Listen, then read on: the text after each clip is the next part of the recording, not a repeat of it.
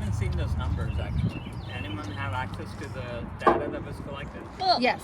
Okay. Yeah. Do you remember how much? Oh, it actually maxed out, right? Yeah. Yeah. Yeah. Okay, It maxed out Okay, for got the it. bacteria, but we didn't Yeah. do trace metals. And one of the questions we had was, do you have to take 2 different samples for 2 different tests, or Right. can you just present them with one sample and say we want trace metal and bacteria?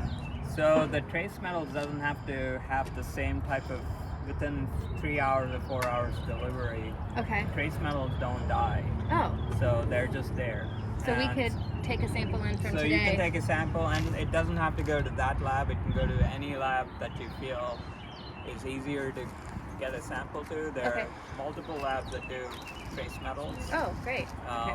That lab is kind of more specialized for bacteria because that's the one the waterkeeper recommends using.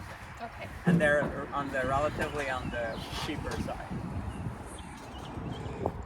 If we didn't have to pay so much for it, then why pay so much?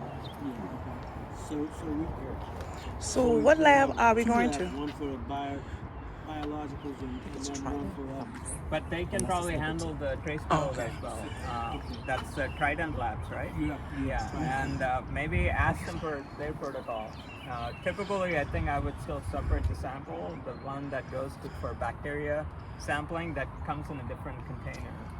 That they will take it right away and then just do that. Okay, do that analysis, right? Yeah. Yeah, and then the trace metals usually it goes to a different part of the lab.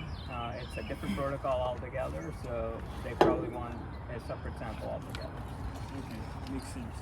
So when we have like these heavy rains or rain event, would I be coming out my house and going here to get that sample No, in my yard? you would be Perfect. getting a sample wherever you have flood Okay, water. good. And that was one of the things to figure out today too. I brought some maps, some with just streets and building outlines, and some that have the it's like the image, the photo of the neighborhood.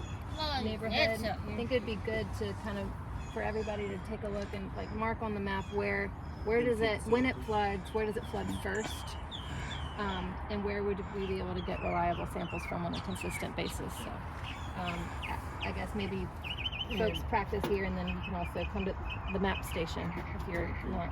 So we got 4 people from Rosemont. One of the things I think we already know that Cora and Lavinia are going to be the people. This is for our interaction with the aquarium.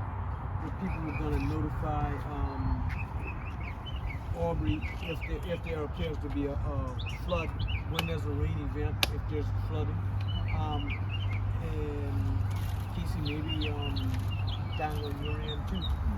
And basically what we're saying is we just want to give Aubrey a call and let him know that this is an event that he can at least come out, take a look at, do whatever kind of sampling or photography he needs to do, measurements and he needs to do. Especially at